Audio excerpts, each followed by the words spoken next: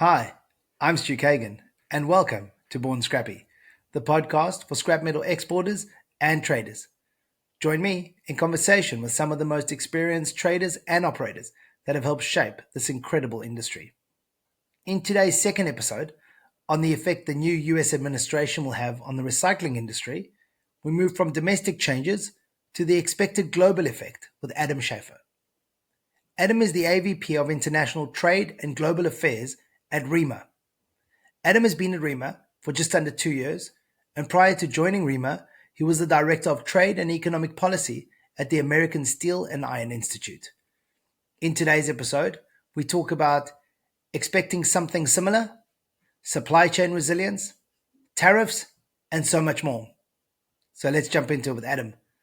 But first, intro.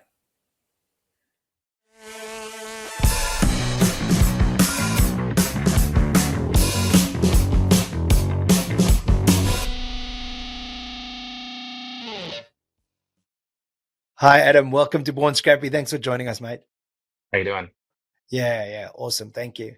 Um, Adam, a lot of us know of you, know what you're doing at ReMA, and have seen some of the stuff you're up to. But can you just give us some background on, what your role is at ReMA, how you got involved in this industry, and what you do on a day-to-day basis? Sure. So I covered international trade policy, but also global affairs for REMA. So I deal with anything that is international, anything that's global, any of our strategic international relationships and partnerships I kind of work on. But I also do a lot of our federal issues, our federal policy domestically as it relates to international policy, as it relates to international trade. I'm a big trade guy. I'm a big steel guy. I worked for more than a decade at the American Iron and Steel Institute.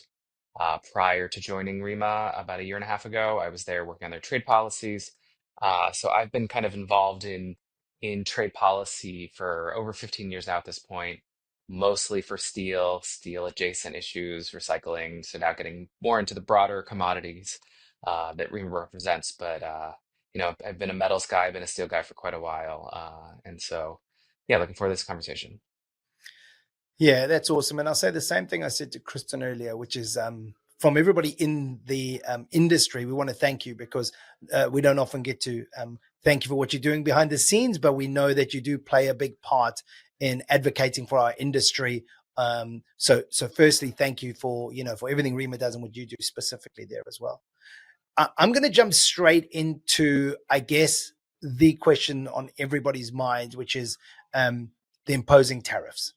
So we're lucky enough have a first Trump administration that we can kind of maybe guide us a little bit about what's going to happen with this administration.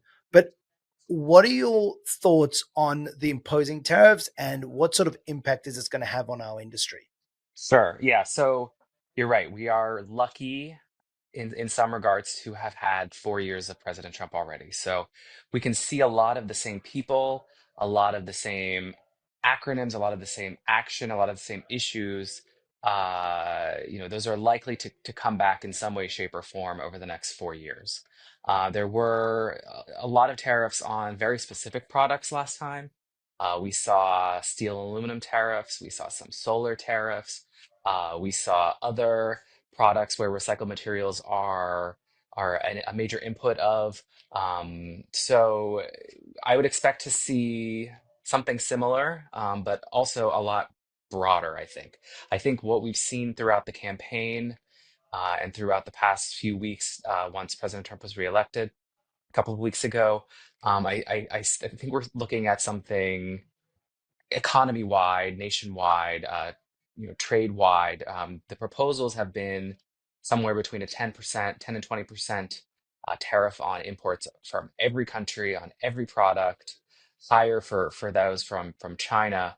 I just want to give just a little bit of historical context, a little bit, if that's okay. Please. Yeah, So absolutely. the Constitution ultimately gives Congress the power to collect taxes, to levy tariffs.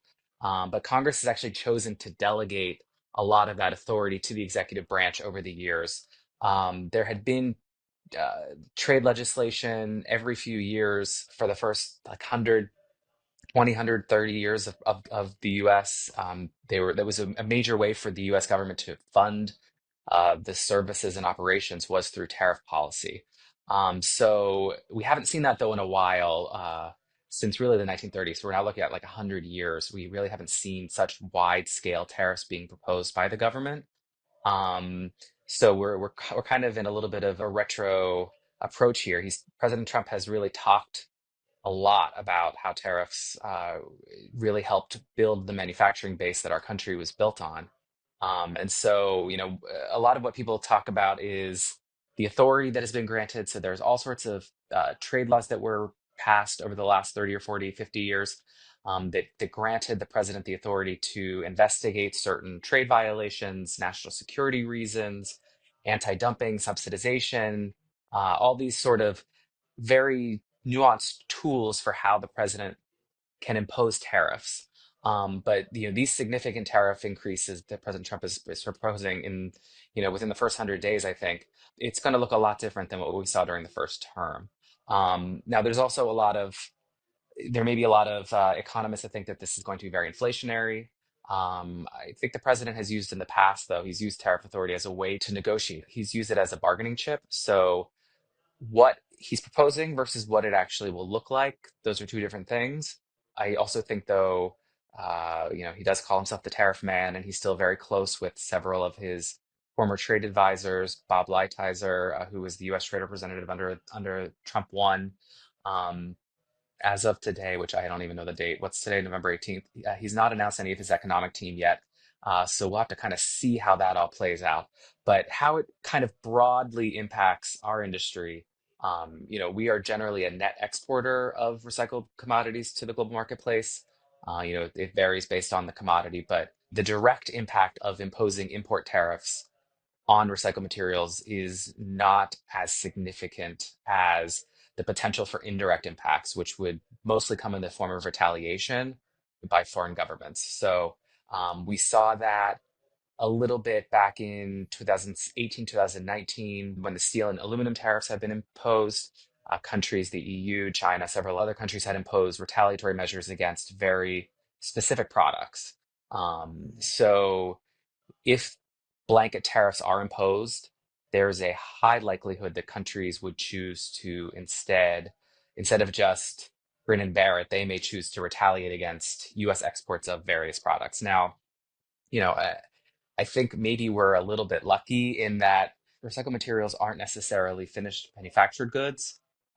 So we're kind of a little bit on the lower priority of what foreign governments may choose to retaliate against. Um, just a quick example, because I was just watching the news earlier. During the first Trump term, the European Union imposed tariffs, retaliatory measures against Harley Davidsons from Wisconsin because the Speaker of the House was from Wisconsin, and bourbon imports from Kentucky because the Senate Majority Leader Mitch McConnell was from Kentucky. So the initial tariffs, the initial retaliatory measures were very targeted. I think if we're looking at 10 to 20% tariffs on all imported goods and up to 60 or 70 on Chinese goods, I think that's kind of a whole different ball game. So, Mm. It's quite important what you said earlier. We're a net export out of the US, right? So the US is a net exporter. So the tariffs aren't necessarily going to have the effect it would on other products. However, if you follow the EU, and 10 years ago, I was in South Africa where they put in export restrictions for all recycled metal. yeah. Now, there's a lot of talk at the moment about, some call it fortressing and keeping the recycled materials and these commodities um, in the regions that it rises from. What are your thoughts on new export restrictions that could come into play, like we've seen in some parts of the rest of the world?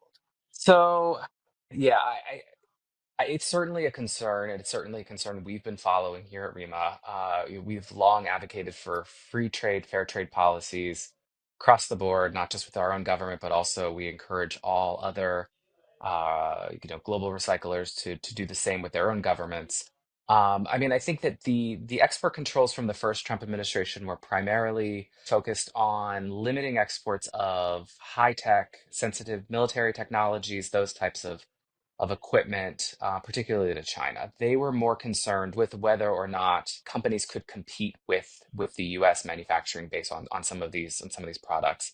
It's not necessarily a huge topic in the campaign. You'd be surprised that no one wants to talk about whether or not recycled steel or recycled aluminum or recycled copper export controls are a big topic. But as we are talking about decarbonization and we are talking about an energy transition, those materials are certainly really important and really integral. And so certain domestic consuming industries may be brushing up their talking points on something like this and to go into the administration. We haven't heard significant chatter from the campaign or from some of the allies on the Hill, but we are working closely with the Commerce Department and with the career staff there to make sure, we serve on various industry advisory councils and committees. We have a very close relationship with them on that front. I think that there may be some potential with China. We're seeing some major issues, some major backsliding, I guess, as some members of Congress are laying the groundwork for potentially revoking what's called permanent normal trade relations with China, which could have significant effects on U.S. exports there. Um, but I think the biggest concern we have is to worry about whether or not there's going to be the potential retaliation against U.S. exported materials. The tariff threats are certainly something that many domestic consuming industries may view as an opportunity to seek export protection for sure. But we are working with our partners here. We're working with our partners at BIR, at all of our other associations, just to make sure that policymakers and lawmakers are aware of how distortive export controls and export protectionist policies are. So, Okay. So what you're saying is, that shouldn't necessarily be causing too much anxiety for anybody right now. I think we're not as far gone as you find some of the EU or what's happening in the EU. correct. Yeah, But I what don't, you, I don't we're think we have to worry great. about some creative policy solutions like what the EU has done with their waste shipment regulations. Mm, That's we're we're definitely not there, and we're definitely, and we'll talk about, I think we'll probably talk about this a little bit more about, the overlap between environmentalism and trade mm, policy, climate and trade policy, mm. and how the EU is a little bit ahead of us on that. So So I guess the main focus then is, like you say, the retaliation from the other countries when these tariffs are imposed, what effect that could have on us. But talking about climate now, um, I think Trump has said previously that he would remove the US from the Paris Climate Accords, if that's right. yeah. And I think those meetings are coming up in this month. What do you think? Is that something that we can expect to see? And what effect will that have on our industry, the Basel Convention, etc.? Obviously, with climate, we play a big part in that holistic environment, I guess. So, what impact do you think we could have there? Yeah, so right now the Paris Climate Accord, or the it's very complicated, but the underlying UN convention, so the United Nations Framework Convention on Climate Change. So that's kind of the organization that runs the climate talks. They're the original ones that were signed about 30 some years ago, and the Paris Climate Accords were signed 10 years ago. That is happening right now, actually this week, I believe, in Azerbaijan. But the impression from the first Trump administration, for instance, was we expect very similar posturing in a second Trump term, both in terms of Paris, but also in terms of broader international environmental treaties. So, Paris had committed individual governments to aim to reduce their carbon emissions, other greenhouse gas emission levels. Um, as soon as President Trump got into office, he initiated the withdrawal process. It took a couple of years because these things are slow moving. It's the UN. It's they try to be as thoughtful as they can. Sometimes it can be a little bit it can pose some challenges, but ultimately I think it was either the day after the election or the day before the 2020 election was when we officially left the Paris Climate Accords. But then President Biden moved us back in 2021. So there's two ways that incoming President Trump can handle this. He could do what he did in 2017 and he can remove the U.S. from Paris Climate Accords. Um, he could also pull the U.S. out of the underlying treaty, that UNFCCC, and that would be tougher for a future president to rejoin. So if President Trump pulls us out of Paris without pulling us out of the underlying treaty, then the next president after President Trump could put us back into the climate accords. But if he pulled us out of the underlying Senate approved treaty, then they would have to go back and get Congress to reinitiate, to rejoin this. This is all kind of setting up for what we anticipate at the Basel Convention. So the Basel Convention kind of controls and handles all of the trade in recycled materials, recycled products. They call it waste. We don't like that term. That's not what we would ever consider our products. But this is the primary international environmental treaty that governs how recycled products are traded. So how President Trump decides he wants to handle the Paris Climate Accords is likely a similar approach to how he would handle other international treaties, other international environmental treaties. So the US is not part of Basel. We never signed, or well, actually, we signed, but we never ratified the convention back in the 90s. There has been talk over the past couple of years of the US ratifying and joining the convention.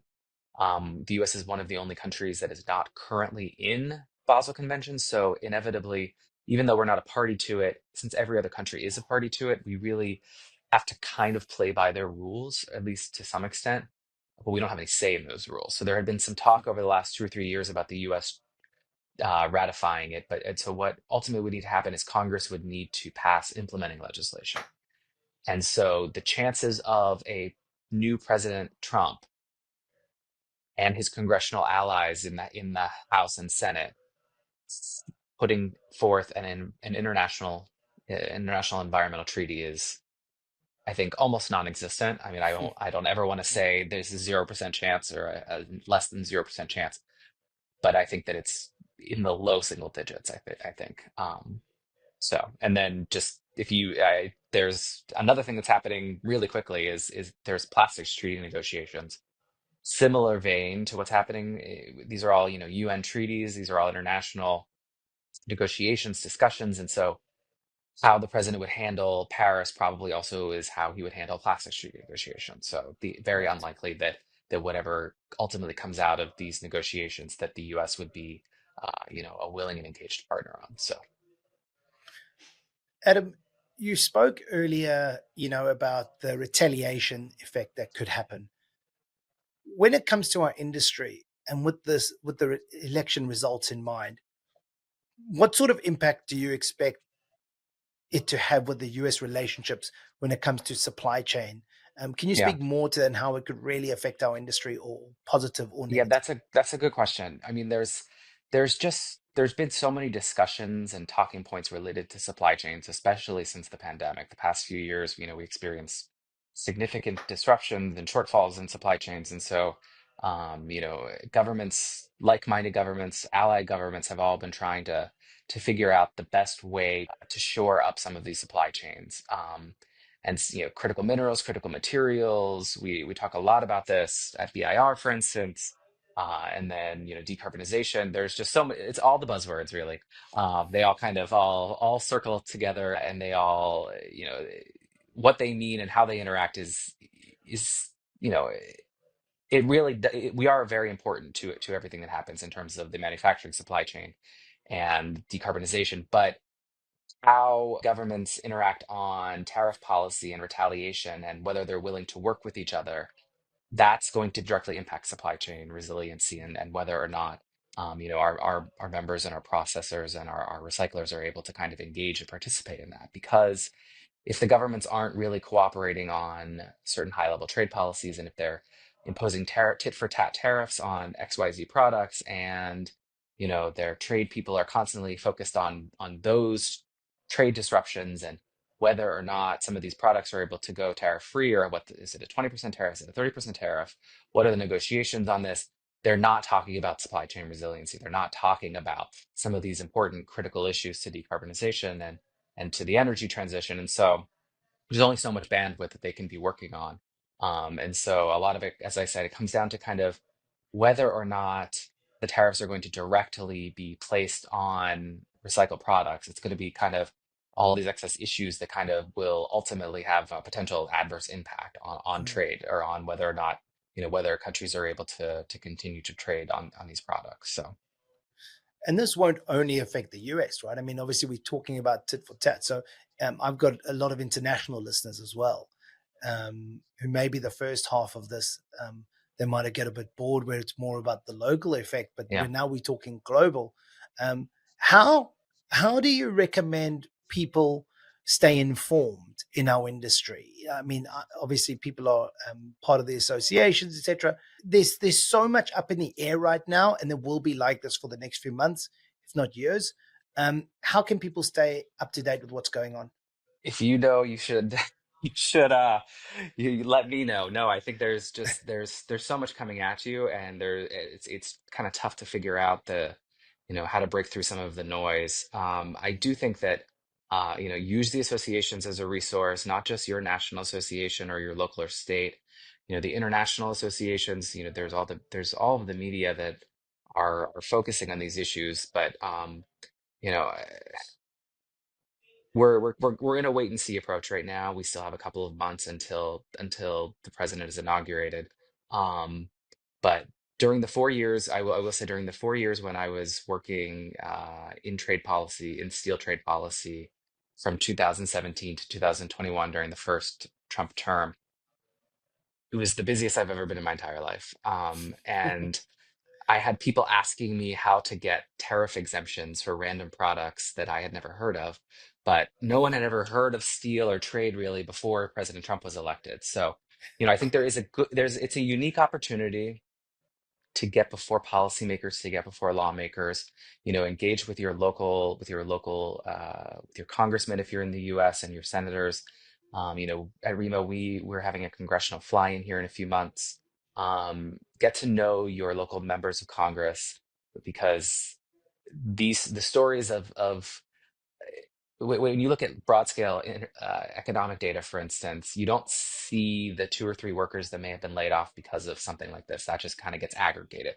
But your local member of Congress will appreciate hearing those stories and hearing how it's affecting their local economy. And maybe if you're international, um, how your government interacts with the U.S. government is going to be very critical for the next few years. I would say the playbook from the first Trump administration is probably worth looking at. Talk to your trade people, talk to your government experts. It's going to be an interesting 4 years, but there's going to be a lot of opportunities, I think, too. Yeah. So Yeah, I totally second that. Adam, I know you've got a lot going on, and there's a lot going on in general. So thank you for making the time to be on Born Scrappy. Really appreciated it. absolutely. Thanks, man. Cheers.